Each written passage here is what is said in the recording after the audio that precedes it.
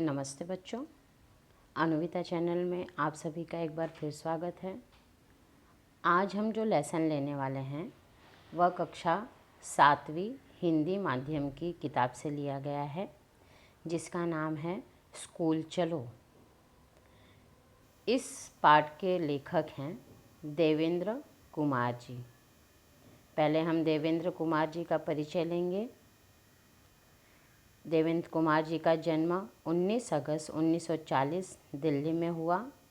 इनकी रचनाएं हैं एक छोटी बांसुरी, खिलौने, पेड़ नहीं कट रहे हैं आदि। इनका परिचय है 27 वर्ष नंदन पत्रिका से जुड़े रहे। हिंदी अकादमी तथा बाल साहित्यकार के राष्ट्रीय पुरस्कार से सम्मानित बाल उपन्यासकार, अनुवादक एवं कहानीकार रहे हैं। प्रस्तुत कहानी में लेखक ने शिक्षा के महत्व को प्रतिपादित करते हुए बताया है कि शिक्षा किसी भी उम्र में प्राप्त की जा सकती है। बच्चों, यहाँ पर जो हम ये लेसन पढ़ने वाले हैं स्कूल चलो, ये लेसन एक कहानी है। ये कहानी एक रिक्शा वाले की है जिसका नाम भरतू है। भरतू जो है वो बहुत ही गरीब है और गरीबी के कारण वो शिक्षित नहीं हो पाया, पढ़ नहीं पाया। आज वो जो है शहर में आकर रिक्शा गाड़ी चलाता है और अपनी रिक्शा से वह बच्चों को स्कूल लाता है और ले जाता है। जब वो बच्चों को पढ़ते हुए देखता है तो उसे अपने ऊपर बहुत गुस्सा आता है और वो सोचता है कि काश मुझे भी पढ़ने का मौका मिला होता। और आज उसे फिर एक मौका मिला है पढ़ने का, वह उस मौके को छोड़ना नहीं चाहता है। तो चलिए हम इस पाठ की शुरुआत करते हैं। स्कूल चलो। आखिरी बच्चा भी रिक्शा से उतरकर चला गया। भरतू की ड्यूटी खत्म हो गई थी, लेकिन अभी पूरी तरह नहीं।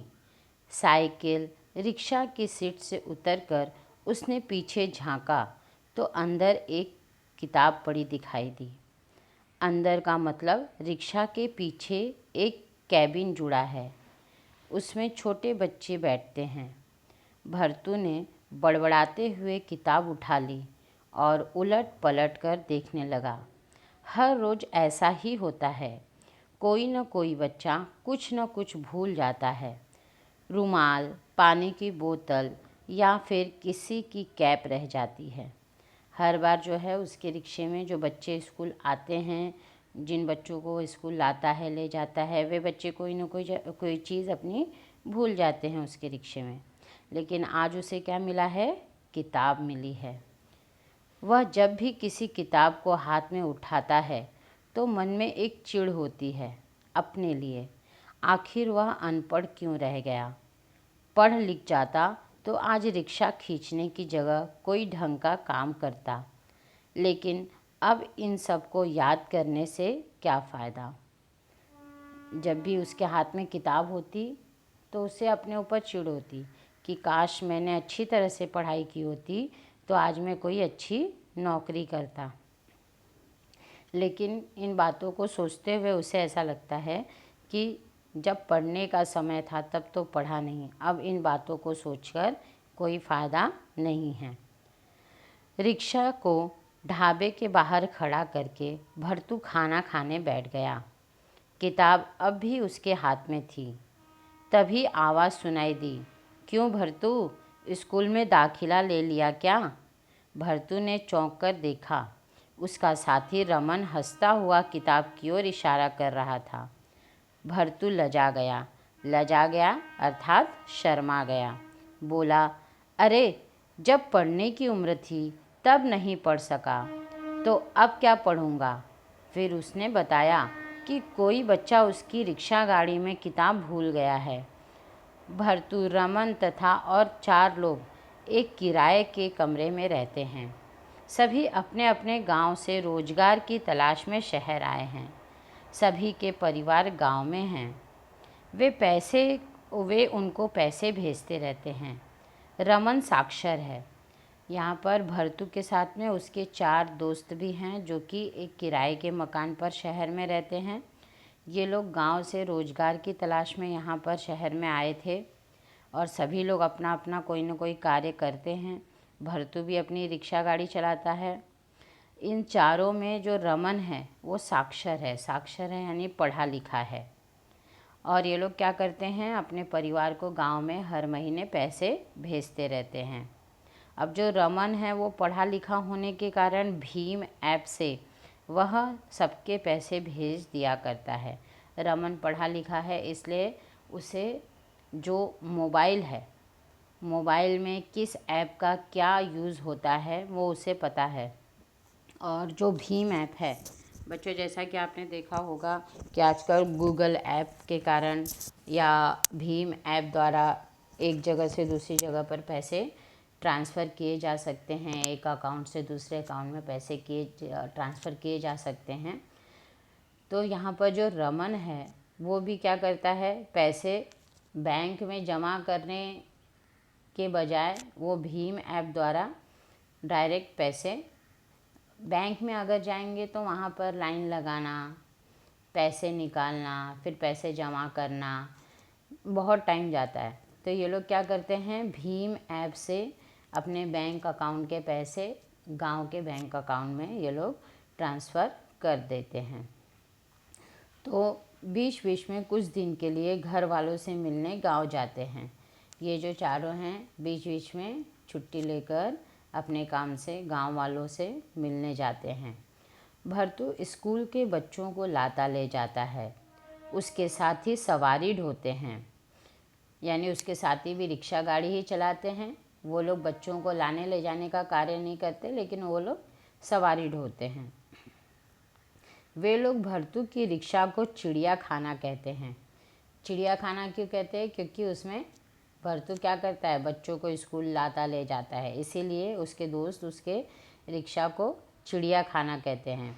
पर भरतू ने उसका नाम रखा है गुलदस्ता। जब बच्चों को लेकर रिक्शा चलाता है तो उसे सचमुच बहुत अच्छा लगता है। रह रहकर अपने गांव घर की याद आती है। कभी कभी लगता है जैसे उसका बेटा नन्हा भी दूसरे बच्चों के साथ बैठा स्कूल जा रहा है। भरतू सब बच्चों के चेहरे पहचानता है, पर उसे याद नहीं आ रहा था कि किताब किस बच्चे की थी। वैसे किताब पर नाम लिखा था, पर भरतू को पढ़ना कहाँ आता है। उस रात भरतू ने सपने में देखा जैसे वह मैदान में बैठा है और उसके सामने एक लंबी चौड़ी किताब खुली पड़ी है।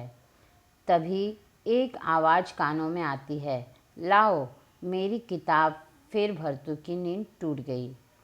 जाग कर वह दूसरे बहुत देर तक सपने के बारे में सोचता रहा। सुबह अपनी रिक्शा बाहर निकाली और बारी बारी से बच्चों को लेने लगा। तभी रमेश नामक बच्चे ने कहा, मेरी किताब। वह कुछ परेशान दिख रहा था। रमेश की माँ सरिता ने भी कहा, भरतू जरा ध्यान से देखना, रमेश की किताब नहीं मिल रही है। भरतू ने किताब उनकी ओर बढ़ा दी। तभी रमेश ने कहा, तुमने मेरी किताब फाड़ी तो नहीं? किताब फाड़ना बुरी बात है। सुनकर भरतू हंस पड़ा। उसने कहा, नहीं भैया, मैंने तुम्हारी किताब खूब ध्यान से रखी थी, एकदम ठीक है, देख लो। रमेश की माँ सरिता देवी भी हंस पड़ी। उन्होंने कहा, भरतू, जो बात मैं इसे समझाती हूँ वही इसने तुमसे कह दी, बुरा न मानना। सारा दिन भरतू उसी किताब के बारे में सोचता रहा। दोपहर में रमेश को उसके घर से बाहर छोड़ते हुए भरतू ने कहा, क्यों भैया, जो तुम पढ़ते हो मुझे भी पढ़ा दो। मैं क्या टीचर हूँ जो तुम्हें पढ़ाऊँ? रमेश बोला, मेरे टीचर बन जाओ ना रमेश भैया, जो फीस मांगोगे दे दूँगा। भरतू ने हंसकर कहा, ठीक है, कल पढ़ाऊँगा। क्या पढ़ाओगे? ए भी पढ़ाऊँगा, कहकर रमेश माँ के साथ घर में चला गया। भरतू मुस्कुराया तो सरिता देवी भी हंस पड़ी। अगले दिन रमेश ने भरतू से कहा, भरतू भैया, आज मैं तुम्हारे लिए ए और बी लाया हूँ। और उसने बस्ते से निकाल कर एक सेब और गेंद भरतू के हाथ में थमा दी। भरतू कुछ पूछता इससे पहले रमेश ने कहा, देखो, ए से एप्पल, बी से बॉल। भरतू ने कहा, रमेश भैया, क्या रोज़ ऐसे ही पढ़ाओगे? रमेश ने कहा, हाँ, और माँ के साथ घर में दौड़ गया। भरतू सेब और गेंद को हाथ में लिए खड़ा रह गया। उसने सोचा, कल दोनों चीज़ें वापस कर देगा। उस रात देर तक ए और बी से खेलते रहे भरतू और उसके साथी। उनके बीच देर तक गेंद और सेब इधर से उधर उछलते रहे। कमरे में हंसी गूंजती रही। शायद इससे पहले ये लोग इतना कभी नहीं हंसे थे। भरतू के साथी पूछते रहे, भरतू, कल आपने मास्टर जी से क्या पढ़ोगे? अगली सुबह रमेश के घर से बाहर पहुंचकर भरतू ने रिक्शा की घंटी बजाई। कुछ देर तक कोई जवाब नहीं मिला। फिर रमेश की माँ सरिता देवी बाहर निकल कर आई। उन्होंने कहा, रमेश आज स्कूल नहीं जाएगा, उसे रात से बुखार आ रहा है। सुनकर भरतू को एक झटका सा लगा। वह बाकी बच्चों को स्कूल पहुंचाने चला गया। उस दोपहर वह गुमसुम रहा, ठीक से खाना भी नहीं खाया। भरतू ने रमन बार बार पूछता रहा, भरतू, क्या बात है? पर भरतू ने कुछ नहीं कहा। इसके बाद वाली सुबह को रमेश के दरवाजे पर पहुंचकर उसने घंटी बजाई तो रमेश की माँ बाहर आई।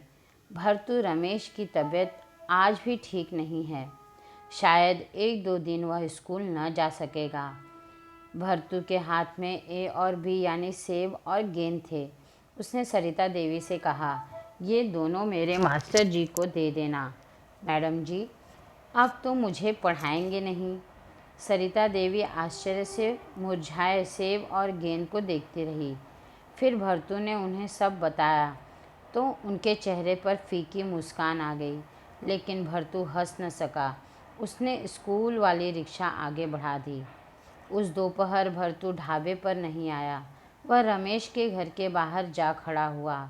आसपास कोई न था।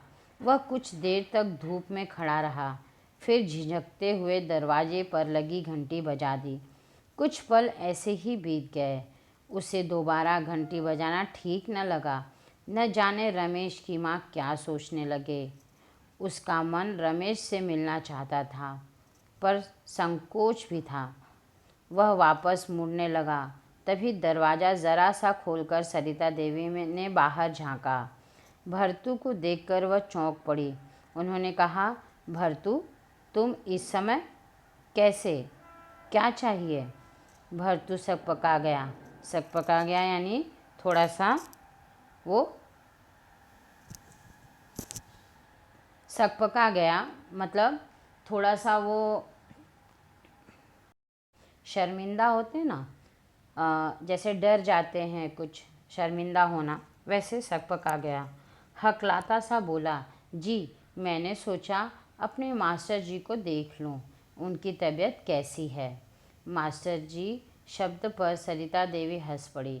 उन्होंने कहा, भरतू, तुम्हारे मास्टर जी की तबीयत अब ठीक है, आओ अंदर आ जाओ, धूप में क्यों खड़े हो?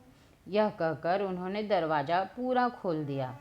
भरतू को लग रहा था इस समय आना शायद ठीक नहीं रहा, पर अब वापस नहीं लौटा जा सकता था। वह झिझकते कदमों से अंदर घुस गया। आओ भरतू, यहाँ आओ, कहते हुए सरिता देवी ने एक कमरे में आने का इशारा किया। भरतू ने कहा, मैडम जी, अब आपने बता दिया ना कि हमारे मास्टर जी ठीक हैं, बस अब जाता हूँ, आप तकलीफ़ न करें। नहीं नहीं, तकलीफ़ कैसी? तुम अपने मास्टर जी से मिलने आए हो तो क्या बिना मिले चले जाओगे? आ जाओ, इतना घबरा क्यों रहे हो? कैसे हो मास्टर जी? कहते कहते भरतू हंस पड़ा। उसने देखा सेब और गेंद पलंग पर रमेश के पास रखे थे। मैं ठीक हूँ, रमेश ने कहा। फिर बोला, तुमने ए बी माँ को लौटा दिए, ऐसे कैसे पढ़ोगे? लो, ले जाओ और ध्यान से याद करो, तभी तो आगे पढ़ाऊँगा तुम्हें। भरतू, खड़े क्यों हो, बैठ जाओ, सरिता देवी ने कहा। उनके हाथ में पानी का गिलास और प्लेट में कुछ नाश्ता था। भरतू ज़मीन पर ही बैठ गया। सरिता ने कहा, वहाँ ज़मीन पर नहीं, कुर्सी पर आराम से बैठो। जी मैं ठीक हूँ, भरतू ने कहा और उठ खड़ा हुआ। उसने कुछ खाया नहीं। मास्टर जी, जल्दी ठीक हो जाओ, फिर आगे पढ़ाना है, कहकर सेब और गेंद रमेश के हाथ से ले ली और बाहर निकल आया। रमेश की तबीयत ठीक देखकर उसका मन खुश हो गया था। एक बार मन में आया था कि हौले से रमेश का सिर सहला दे, पर हिम्मत न हुई। बाहर निकलते हुए सरिता देवी की आवाज़ सुनाई दी, भरतू, कल रमेश को लेने आ जाना, अब इसकी तबीयत ठीक है। अगली सुबह रमेश माँ के साथ घर से बाहर खड़ा मिला। भरतू से नज़रें मिलते ही रमेश और उसकी माँ मुस्कुरा दिए। भरतू भी हंस दिया। दोपहर को रमेश को घर छोड़ने आया तो सरिता देवी ने कहा, भरतू, शाम को 5 बजे आ जाना। आ सकोगे? बहुत काम तो नहीं रहता? जी आ जाऊंगा, भरतू ने कहा और ढाबे पर जा बैठा। मन प्रसन्न था। रमन ने पुकारा, क्यों भरतू, पढ़ाई कैसी चल रही है? बहुत बढ़िया, भरतू ने कहा और हंस दिया। भरतू 5 बजे रमेश के घर के बाहर पहुंच गया। कुछ देर बिना घंटी बजाए सोच में डूबा खड़ा रहा। मन में कुछ डर था, न जाने रमेश की माँ ने क्यों बुलाया है। कुछ देर बाद उसने घंटी बजा ही दी। दरवाज़ा रमेश ने खोला। उसे देखते ही हंस पड़ा। बोला, आओ भरतू, आओ अंदर चलो, कहकर रमेश ने भरतू का हाथ पकड़ लिया और उसे उसी कमरे में ले गया। सरिता देवी कुर्सी पर बैठी थी। उन्होंने कहा, भरतू यहाँ बैठो, रमेश बता रहा था तुम पढ़ना चाहते हो, अगर ऐसा है तो बहुत अच्छी बात है। भरतू लजा गया अर्थात शर्मा गया। बोला, मैडम जी, यह तो मैंने यूं ही मजाक में कह दिया था, भला अब क्या पढ़ूंगा मैं। हाँ, गांव के स्कूल में मेरा बेटा नन्हा ज़रूर पढ़ता है। भरतू, तुम्हारे घर में कौन कौन हैं? सरिता देवी ने पूछा। भरतू उन्हें अपने गांव भर की बातें बताने लगा। न जाने क्या क्या बता गया। फिर एकाएक बोला, माफ़ करना मैडम जी, मैं तो यूं ही कह गया। भला ये भी कोई बताने की बात है? अरे नहीं नहीं, मुझे तो तुम्हारी बातें बातें सुनकर बहुत अच्छा लगा। और बताओ, असल में मैं तो कभी गांव गई नहीं। वहाँ लोग कैसे रहते हैं, क्या करते हैं, केवल किताबों से पता चलता है या फिल्मों से। भरतू उठने को हुआ पर सरिता देवी ने रोक लिया। बोली, मैंने जिस बात के लिए बुलाया था वह तो अभी कही ही नहीं। तुम पढ़ना चाहते हो, सुनकर मुझे अच्छा लगा। रमेश के पापा को भी पसंद आई यह बात। मैडम जी, वह तो मैंने ऐसे ही हंसी में कह दी थी, भरतू ने संकोच से कहा। नहीं, इसमें संकोच कैसा? अगर तुम चाहो तो शाम को 5 बजे रोज़ आ सकते हो, मैं पढ़ाऊँगी तुम्हें। शादी से पहले मैं बच्चों को पढ़ाया करती थी, अब भी मन करता है कोई ऐसा काम करने का। पर भरतू तो बड़ा है माँ, रमेश ने कहा। पहले बच्चों को पढ़ाती थी तो अब बड़ों को पढ़ाऊँगी। भरतू से ही शुरू होगा मेरा यह स्कूल। तो क्या मुझे आप सचमुच पढ़ाएंगी? भरतू ने पूछा। उसे अपने कानों पर विश्वास नहीं हो रहा था। हाँ भरतू, मैं सच कह रही हूँ। जिस दिन मुझे कोई काम नहीं होगा तो मैं तुम्हें बता दूँगी। जब तुम रमेश को छोड़ने आओगे उस दिन तुम पढ़ने आ जाना। बाहर निकलने से पहले रमेश के सिर पर हाथ रखने से खुद को नहीं रोक पाया भरतू। ऐसा करते समय उसकी आँखें भीग गई थी। तो देखा बच्चों, इस पाठ में जो है भरतू को फिर एक मौका मिला है पढ़ने का। तो यदि आपको पढ़ने का मौका मिलता है तो उसका सही इस्तेमाल कीजिए। आपके घर में भी अगर कोई अशिक्षित है तो उसे थोड़ी बहुत शिक्षा दीजिए, क्योंकि आप इस लायक हैं कि आप अपने से बड़ों को थोड़ा बहुत कम से कम सिग्नेचर करना तो आप उन्हें सिखा ही सकते हैं। और एक चीज़ बच्चों, जो शिक्षा है, शिक्षित होना जीवन में ये सबसे बड़ा हमारा धन है। यदि हम शिक्षित नहीं हैं तो इसका मतलब हम कुछ भी नहीं हैं। शिक्षित व्यक्ति को मान सम्मान सब कुछ प्राप्त होता है, इसलिए हमेशा शिक्षा के महत्व को समझिए। यदि आपको ये कहानी पसंद आती है तो मेरे इस चैनल को ज़रूर सब्सक्राइब कीजिए, लाइक कीजिए और इस वीडियो को अपने दोस्तों के साथ ज़रूर शेयर कीजिए। मिलते हैं फिर नए वीडियो में एक नए विषय के साथ। तब तक के लिए थैंक यू, बाय।